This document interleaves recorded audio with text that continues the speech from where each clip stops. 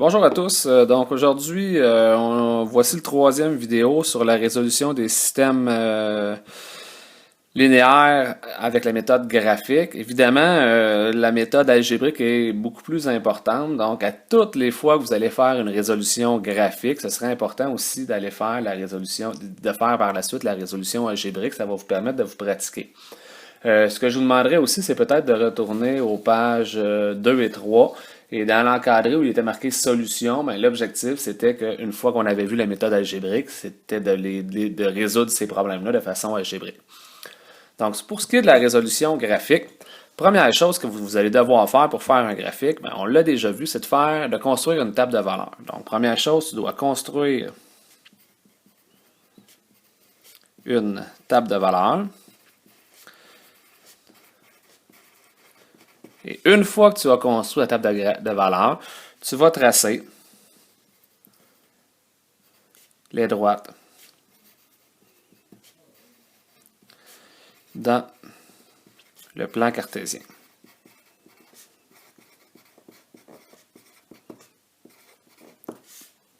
Donc, exemple ici, sans contexte, nous avons y1 qui est égal à x moins 2 et y2 qui est égal à 2x moins 12. Donc, comme on sait, on l'a répété régulièrement, nous choisissons nous-mêmes les x.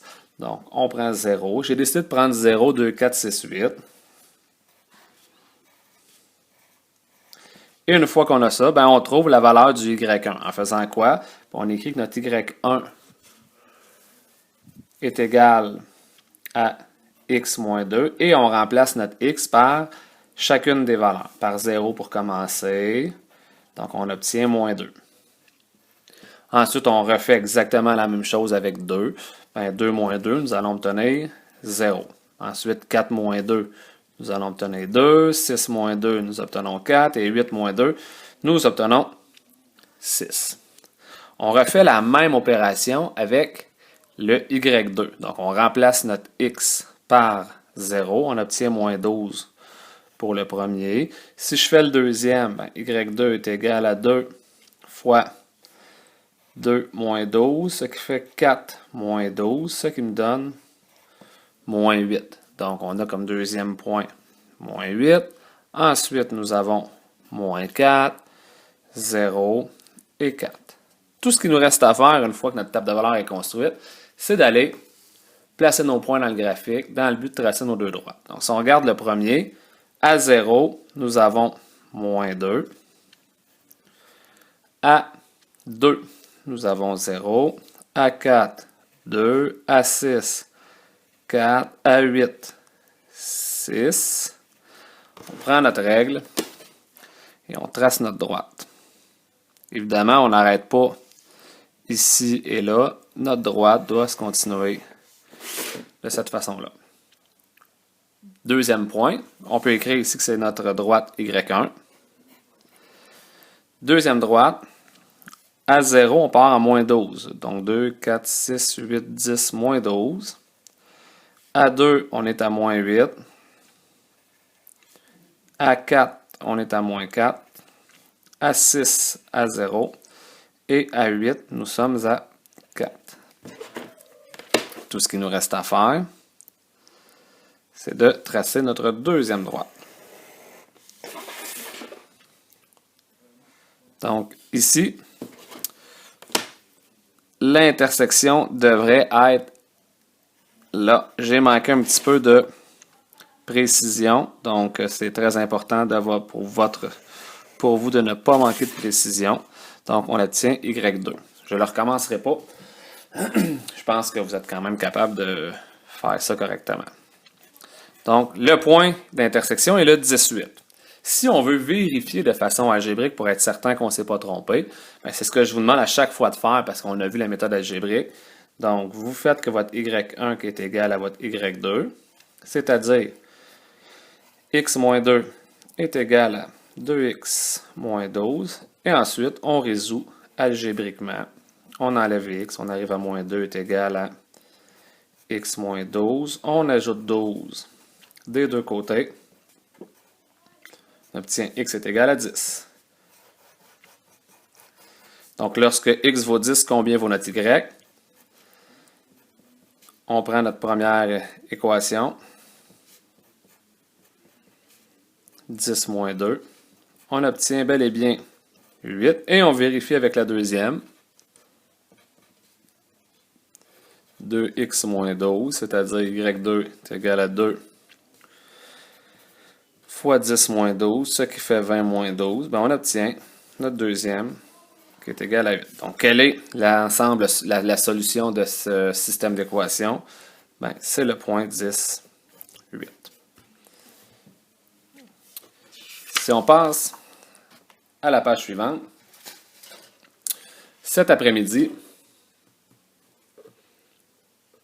Megan et Noah ont décidé de poursuivre la lecture du roman qu'ils ont commencé la veille. Donc, si vous vous souvenez, c'est un problème qu'on a déjà vu à quelque part. Megan reprend sa lecture à la page 12 et lit 4 pages à l'heure. Noah, lui, reprend sa lecture à la page 8 et lit 6 pages à l'heure. Après combien de temps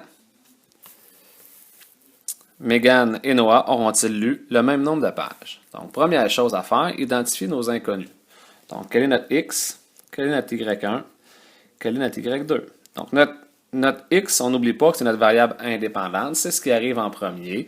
Et dans ce cas-ci, qu'est-ce qui arrive en premier? Le temps. Donc, le temps arrive, qui est en heure. Et avec le temps, mais qu'est-ce qui va arriver? Ils vont faire de la lecture. Donc, c'est le nombre de pages lues par Megan.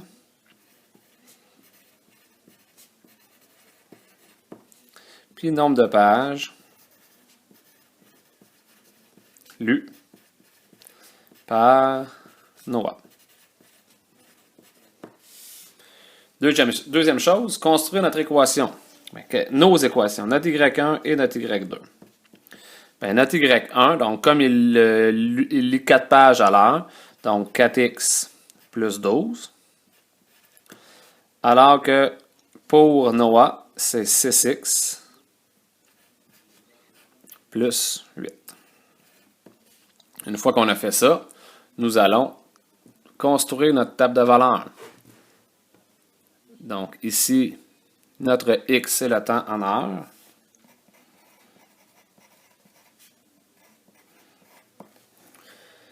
Notre Y1, nombre de pages pour Megan.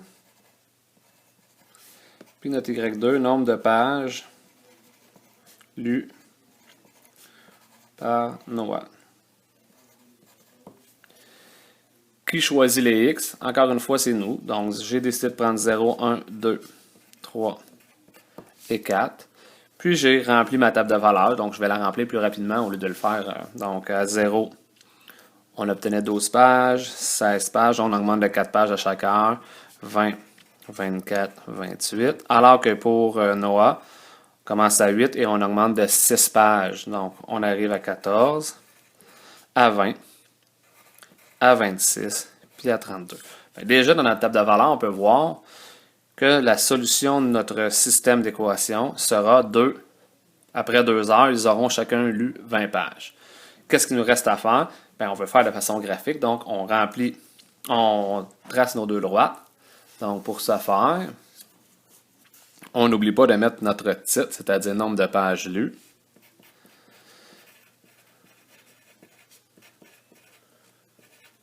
Donc, une fois qu'on a rempli la table de valeurs, il nous reste à tracer nos deux droites. Donc, on commence. À 0, c'est 12. À 1, 16. À 2, 20. À 3, 24. On prend notre règle, on s'applique. Et on trace notre première droite. Et nous pouvons écrire que cette droite-là, c'est pour Megan. Puis on fait le deuxième. À 0, c'est 8. À 1, c'est 14. À 2, c'est 20. À 3, c'est 26. Qu'est-ce qu'il nous reste à faire? On trace correctement notre deuxième droite. Et on obtient notre intersection ici. On vient créer que cette droite-là est pour Noah. Tout ce qu'il nous reste à faire, c'est de vérifier de façon algébrique notre solution, c'est-à-dire, je vais vous laisser la faire, y1 est égal à y2, et de trouver la réponse. Donc, on va pouvoir conclure que après 2 heures,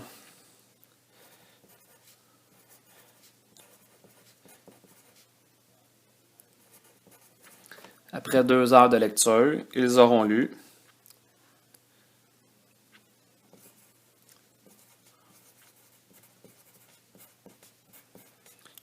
20 pages.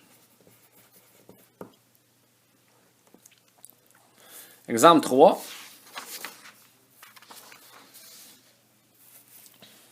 Donc, les Denis de Relais viennent de s'inscrire à un nouveau programme d'amaigrissement PFK. Ils pèsent respectivement 300 et 280 livres. Donc, pour les Denis de Relais, les dents et le barbu.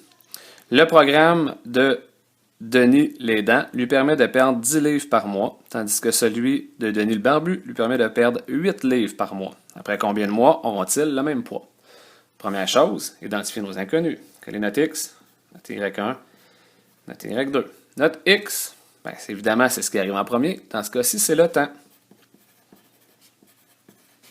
En mois. Le Y1, c'est le poids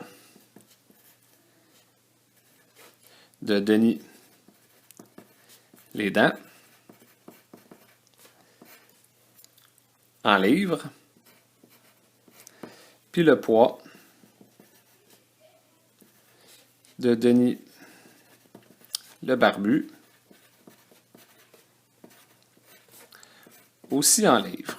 Donc, ce qu'il nous reste à faire, c'est de construire nos deux équations. Donc, notre Y1 et notre Y2. Comme ils perdent du poids, bien évidemment, notre taux de variation ne sera pas positif, il va être négatif. Donc, le premier, il perd 10 livres à chaque mois, mais il pesait au départ 300 livres, alors que l'autre perd 8 livres à chaque mois, mais il pesait 280 livres. Donc, une fois que nos deux équations sont faites, ben, on peut aller remplir notre table de valeurs dans l'objectif par la suite de faire notre graphique. Donc, le temps en mois, le poids des dents en livres, le poids du barbu en livres. Encore une fois, ça nous prend notre titre, le poids des Denis. Qui choisit les X? C'est nous. J'ai décidé de prendre 0, 2, 4, 6, 8. Donc, tout ce qu'il me reste à faire, c'est de remplir. À 0, il pesait 300. Après 2 mois, quand il va avoir perdu 20 livres au total, il pèse 280. Après 4 mois, 260, 240 et 220. Alors que Denis le barbu, au départ, il pesait 280 livres et il perd 8 livres.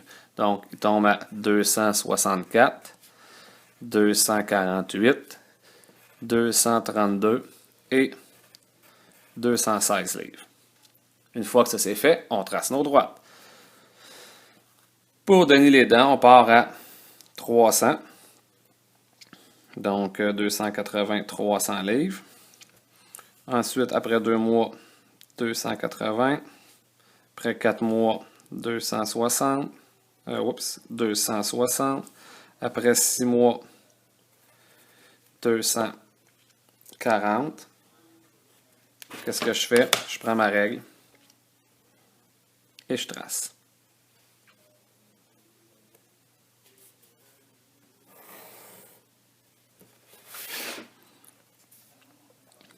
Alors que le deuxième, à 0, il pèse 2,80.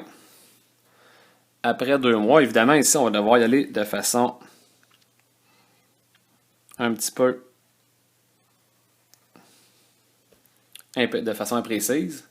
Après 4 mois, 248.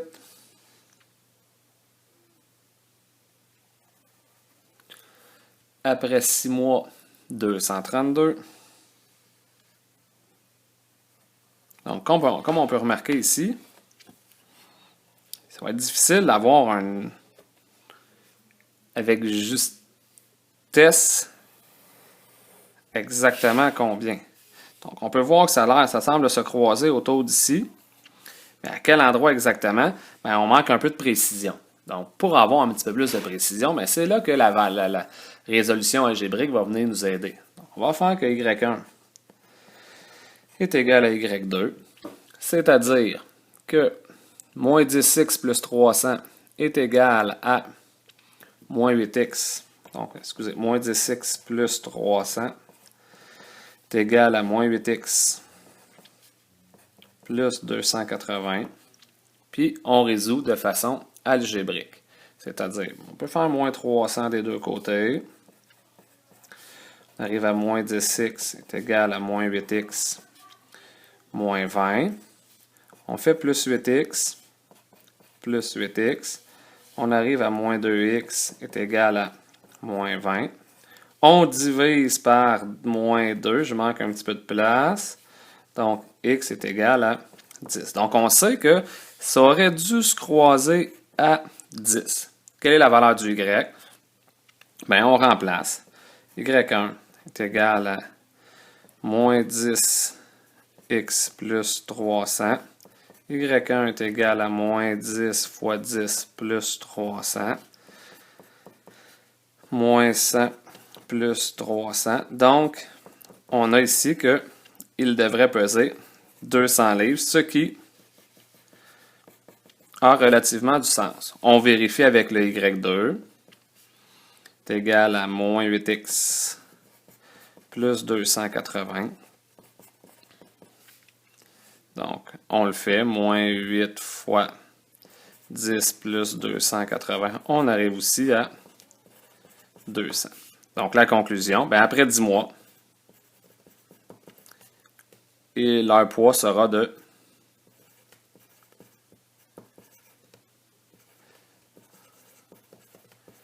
200 livres. Donc, vous pouvez maintenant faire les exercices des pages suivantes.